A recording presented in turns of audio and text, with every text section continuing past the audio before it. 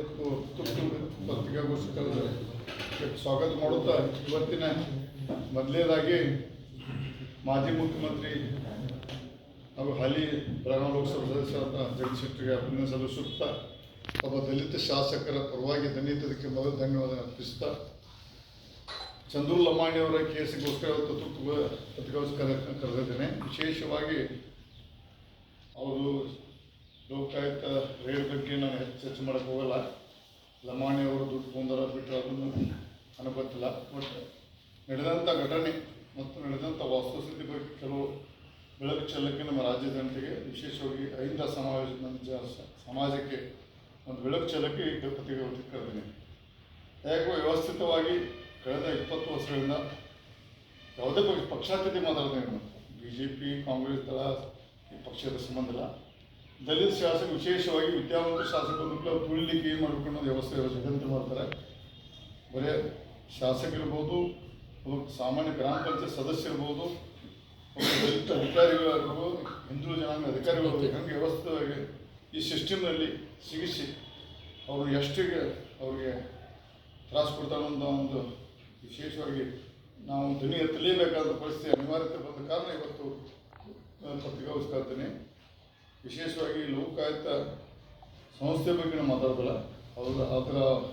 ಅದರ ವ್ಯವಸ್ಥೆವಾಗಿ ಇತಿಮಿತಿಯಲ್ಲಿ ಕಾನೂನು ಚೌಕಟ್ಟಿನಲ್ಲಿ ನಾನು ದಯವಿಟ್ಟು ತಾವು ಕ್ವಶನ್ ಕೇಳಬೇಕಂತ ಮನವಿ ಮಾಡ್ಕೊತೇನೆ. ಯಾಕಂದರೆ ಅದು ಒಂದು ನ್ಯಾಯಾಂಗ ಅಂಗವಾಗಿರೋದ್ರಿಂದ ಇದ್ರ ಬಗ್ಗೆ ಚರ್ಚೆ ಮಾಡೋಕ್ಕೆ ಬರೋದಿಲ್ಲ ನಮಗೆ.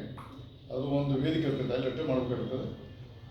ಲಮಾಣಿ ಅವ್ರನ್ನು ಯಾಕಂದ್ರೆ ನಾವು ಆ ಸಿಲೆಕ್ಟಿ ಕ್ಷೇತ್ರ ಕಳೆದ 30 ವರ್ಷದಿಂದ ರಿಸರ್ವ್ ಕಾನ್ಸ್ಟಿಟ್ಯೂಷನ್ದಿಂದ ಅಲ್ಲಿ ಇದ್ದಂಥ ಶಾಸಕರು ಮೊದಲು ಕಾಂಗ್ರೆಸ್ ಬರ್ತಿತ್ತು, ಆಮೇಲೆ ದಳ ಬರ್ತಿತ್ತು, BJP ಬರ್ತಿತ್ತು, ಅದು ತಲೆ ಕೆಲ್ಸೋದಿಲ್ಲ.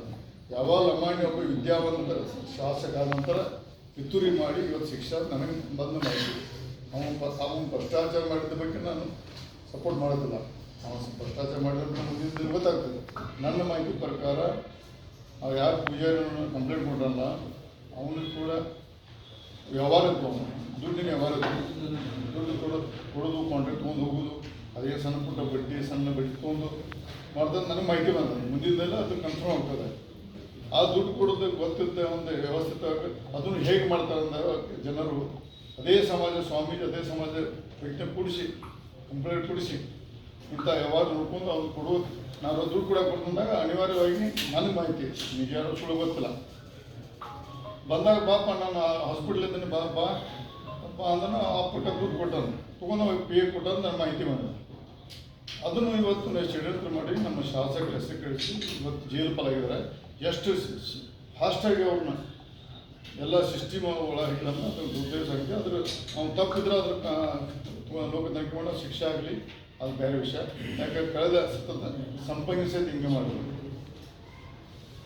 ಇವತ್ತು ಏನು ಮಾಡಿದ್ರು. ಮತ್ತು ಮೊನ್ನೆ ಒಂದು ಉದಾಹರಣೆ ಒಬ್ಬ ಸುರೇಶ್ ಅನ್ನೋ ಒಬ್ಬ ಧಾರವಾಡ ಪೀಡು ಇದ್ದ.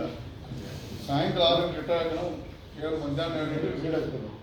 ಇಂಥ ದುರ್ದೈವ ಸಂಗತಿ ಅಂದರೆ ರಿಟೈರ್ ಆಗಿ ಸಾಯಂಕಾಲ 6 ಗಂಟೆ ರಿಟೈರ್ ಆಗೋಣ, ಮಧ್ಯಾಹ್ನ 2 ಮುಟ್ಟು ಹೋಗ್ಬಿಟ್ಟು ತಕ್ಷಣ ಒಂದು 3 ಅವರ್ಸ್ ಬದಲು ಅವ್ನು ರಿಟೈರ್ಡ್ ಹೋಗಿ ರೇಡ್ ಆಗ್ತದೆ. ದಲಿತ ಅಧಿಕಾರಿನೂ ಅದು ಹೆಂಗೆ ತರಿಸ್ಬೇಕು ಅಂತ ಒಂದು ದುರ್ದೈವ ಸಂಗತಿ.